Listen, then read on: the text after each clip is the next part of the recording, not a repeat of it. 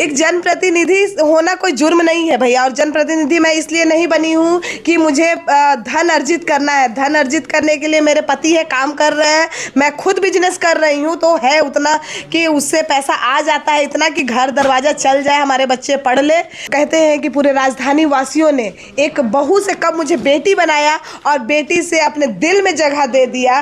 तो मैं तो बस इस चीज़ का आभार जताती हूँ। विरोधियों का कहना है काम बोल लेंगे, उन पर ध्यान नहीं देते हैं।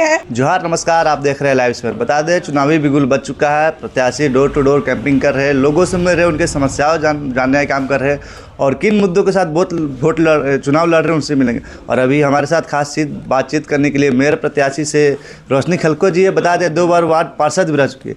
रोशनी जी पहले पार्षद रह चुके हैं, अब मेयर प्रत्याशी के रूप में खड़े हुए हैं, जिम्मेवारी बड़ी है, कैसे देख रहे इसे?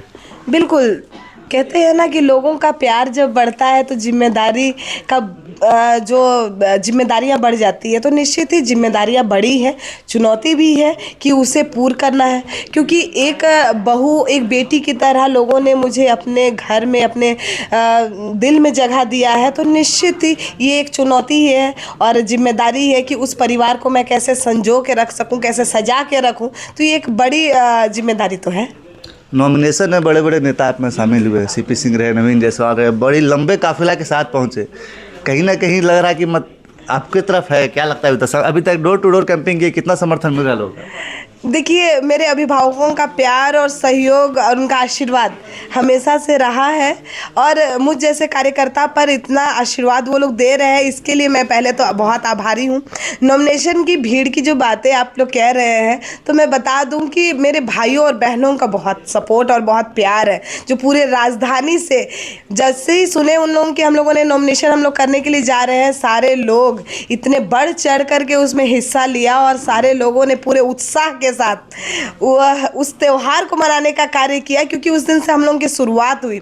आज भी डोर टू डोर कैंपेनिंग हो रहा है, उसके अलावा हम लोग जनसंपर्क अभियान कर रहे हैं, सभी में लोग बढ़ चढ़ करके हिस्सा ले रहे हैं और मुझे उतना ही प्यार और सहयोग में कर रहे हैं।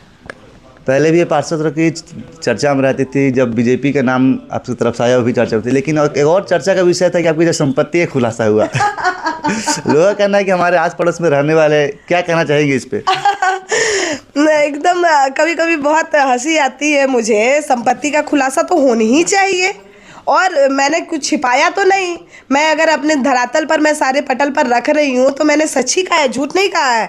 लोग शायद उनको पता नहीं है कि मैं पार्षद के साथ एक बिजनेस वुमेन भी हूँ और 2-3 लॉज हमारे चलते हैं। तो हमारे ही चूँकि यहाँ पर हम लोग बहुत पुराने बसिंदा है, हमारा पुरखौती ज़मीन भी यहाँ बहुत थी और उसी पे हम लोगों ने एक छोटा छोटा लॉज बना करके एक बिजनेस भी हम लोग चलाते हैं। इसके अलावा हम लोगों का और भी बिजनेस बहुत सारे हैं। तो उसके द्वारा अगर हम लोग अपनी संपत्ति दिखाई है तो कुछ गलत तो नहीं दिखाया। यही लोगों का मन में संता है, जनप्रतिनिधि है, लोगों के बीच घूमते हैं। एक जनप्रतिनिधि होना कोई जुर्म नहीं है भैया। और जनप्रतिनिधि मैं इसलिए नहीं बनी हूँ कि मुझे धन अर्जित करना है। धन अर्जित करने के लिए मेरे पति है, काम कर रहे हैं, मैं खुद बिजनेस कर रही हूँ, तो है उतना कि उससे पैसा आ जाता है, इतना कि घर दरवाजा चल जाए, हमारे बच्चे पढ़ ले। और जहाँ तक बात रहा कि लोगों का कहने का, तो देखिए, जो विक्षुब्ध मानसिकता के लोग हैं, जो सस्ती लोकप्रियता चाहते हैं, जो विरोधी लोग हैं और मानसिक रूप से बीमार है, वो तो ऐसा कहेंगे ही। चूंकि उनमें ताकत नहीं है लड़ करके, जीत करके रोशनी को परास्त कर सकते हैं, इसीलिए वो अब चाहते हैं कि भाषणबाजी करके और इस तरह के आड़ बढ़ बोल करके सस्ती लोकप्रियता अपना ले। क्योंकि जब तक मेरे बारे में गलत बोलेंगे नहीं, तब तक उन्हें सुनने वाला कोई नहीं रहेगा।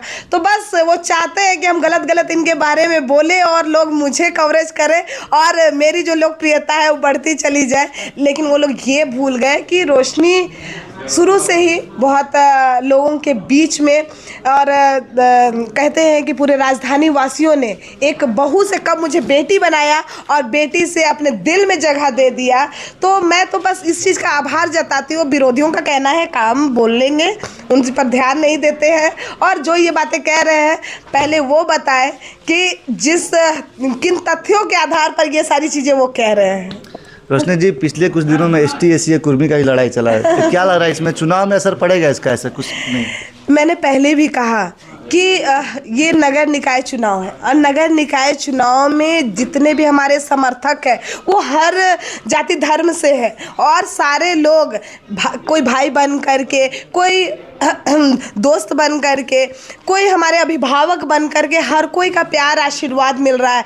कई इतने ऐसे वार्ड पार्षद भी है जो अलग जाति धर्म से आते हैं, उनका भी उतना ही समर्थन और प्यार मुझे मिल रहा है। चूँकि हम लोगों ने लंबा कार्यकाल एक साथ बिताया है, लगभग 10 साल हम लोग एक साथ मिलकर के कार्य किए हैं। तो पुराने जितने भी हमारे सहयोगी हैं, हमारे पार्षदगण हैं और बाकी जनप्रतिनिधि हैं, ऐसे लोगों का भी प्यार और सपोर्ट हमें मिल रहा है।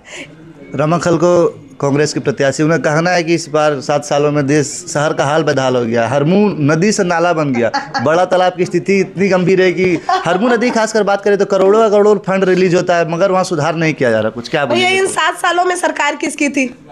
इन 7 सालों में मुझे बताइए कि सरकार किसकी थी?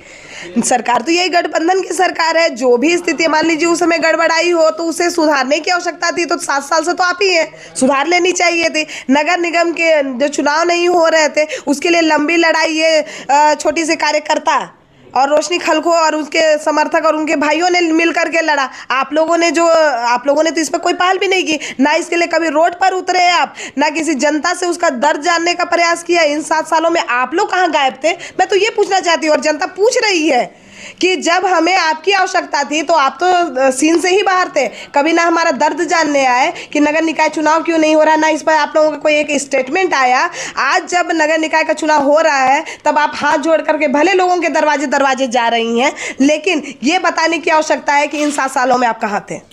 पहले भी रमाखल को मेयर रह चुकी है, इस बार किस्मत नजर आ रही है, कैसे देख रहे प्रतिद्वंदी? क्योंकि अनुभव रहा है उनके पास, आप पार्षद थी, वो पहले मेयर रह चुकी है। देखिए वो जो मेयर थी वो 5 साल के लिए ही थी और मुझे 10 सालों का अनुभव है एक जनप्रतिनिधि के रूप में। हो सकता है छोटे स्तर पे ही पार्षद से सही, लेकिन जो पार्षद होता है ना, सबसे सटीक और सबसे नज़दीक जनता के बीच रहने वाला व्यक्ति होता है, जो हर रोज़ जनता से मिलता है, हर रोज़ जनता की छोटी छोटी परेशानियों में शरीक होता है। उनके घर के कार्यक्रम से ले करके उनके बाहर के कार्यक्रम में हर रोज़ उनका मिलना जुलना लगा रहता है। मेयर हो सकता है कि नगर निगम की बड़ी बिल्डिंग में एक बैठते होंगे, कुछ लोग जाते होंगे उनसे मिलने के लिए और कुछ ही बातें आती होंगी, लेकिन एक पार्षद का दायरा जो होता है वो उससे कहीं बड़ी होती है। वो हर रोज़ फील्ड में रहता है, हर रोज़ देखता है कि कहाँ रोड बननी है, कहाँ नालियाँ बनी है, कहाँ लाइट नहीं है, कहाँ बिजली नहीं है, कहाँ पर सामुदायिक भवन बनाना है, कौन से लोगों को किन ज़रूरतों या किन परेशानियों का सामना करना पड़ रहा है। आपने देखा होगा जब जनता को